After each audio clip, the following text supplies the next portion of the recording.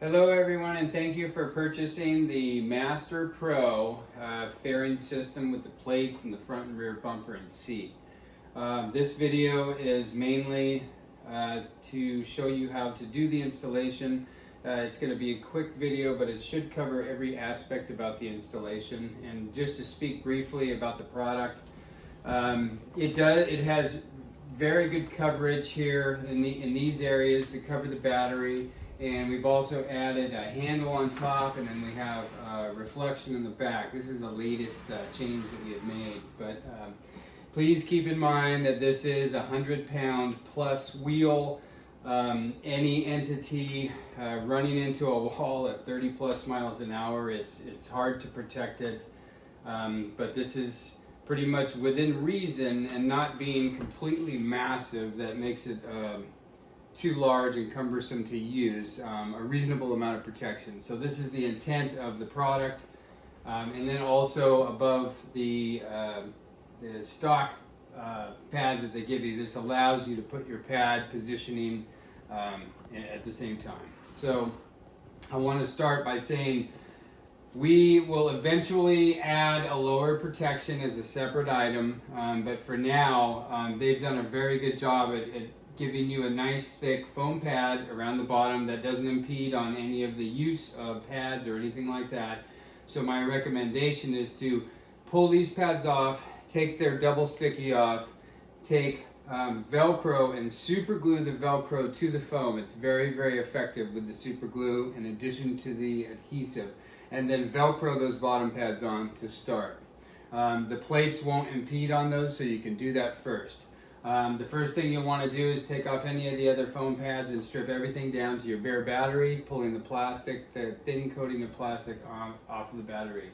Then in the box, what you will find is two plates.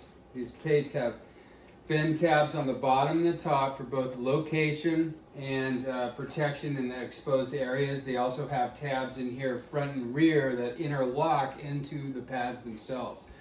You will find these lower protection bumpers pre-installed, and you will find the outer Velcro and the inner Velcro pre-installed. The inner Velcro is the hook side, outer Velcro is the loop side, and then any pads that you would buy from us would have the hook side on them. These will install right on your bare battery.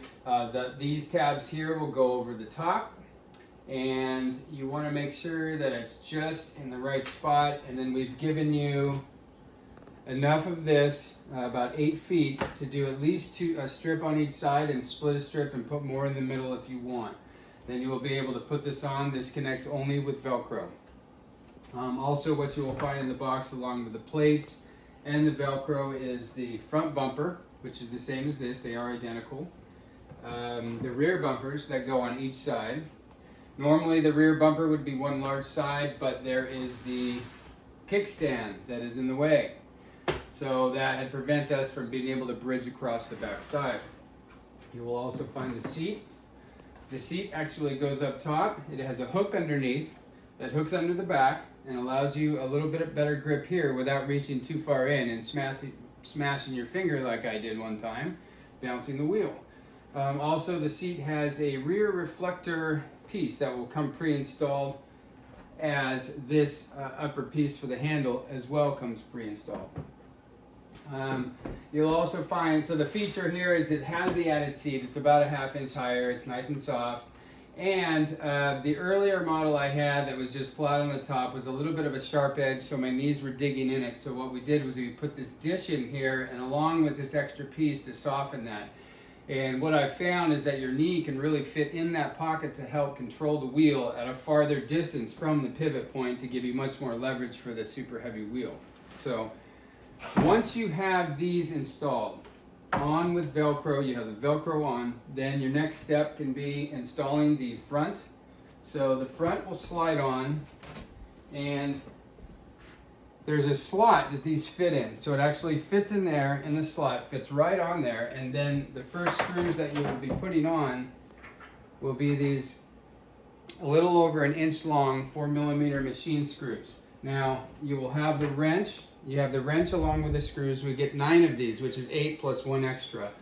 and you'll be able to put this in. Now, the new model has the holes about 1 inch deeper because these have exposed screws, a little bit too long, a little bit more vulnerable, and I don't want to have a crash, bend that, and possibly do any damage inside. So now the screws are sunk down about 1 inch and much shorter. You will remove these 2 screws from the battery, holding into the battery. There's 3 there. You will remove the front 2, and you will place these screws. And this is probably the crux of the whole installation, is that you'll have to kind of manipulate it in and find the hole. But once you push it in and find the hole, it'll go in. Crank it down nice and snug, but don't keep cranking until the cows come home. You want to make sure once you feel that snug that you're down. You can also check the depth by looking inside. That'll happen here on these 2 and these 2 on the other side, as well as the same exact style of installation on the rear. Then all you have to do is take these longer, so you'll have 6 of these for the front. These are long, 1.5 inch long construction screws, and they have a receiving hole in the inside and go right through this hole, and it digs into this TPU. This TPU that I use here is super strong.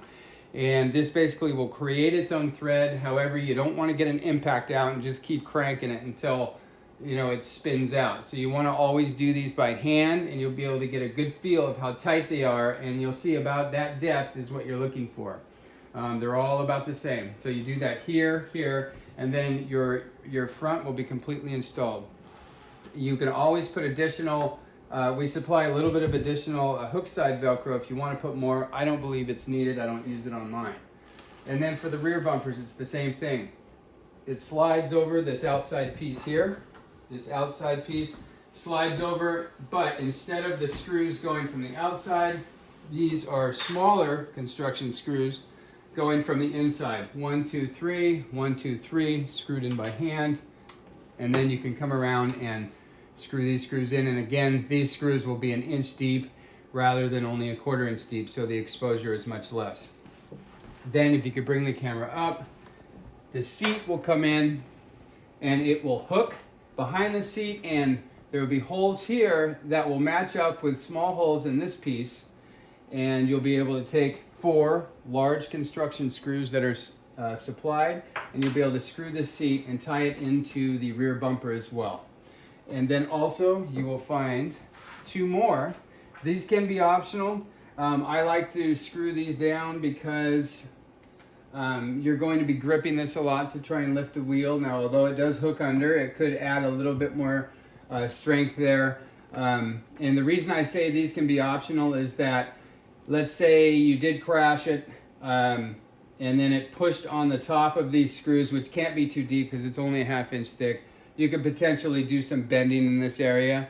I believe the part that it would bend is a replaceable piece here. I can't say that it would for sure bend it, but if you're worried about it, I do believe this seat would function without those screws as well. But you can take these screws in and you can screw them down. I would use it on mine. And by that time, I think you were just about done. You could then install your pads. You should be good to go. And again, we do add the extra Velcro if you want to Velcro anything further. But in my opinion, I think it holds together just fine.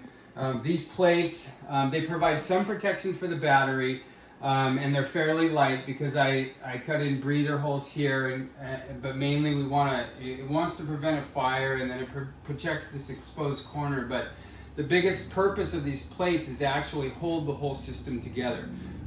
If you put a plate in front of your face and run into a wall, you're still going to break your nose. So the plate doesn't really provide you with impact protection as these large cushioned bumpers. So really you're just trying to tie all the bumpers together. And I think that concludes everything.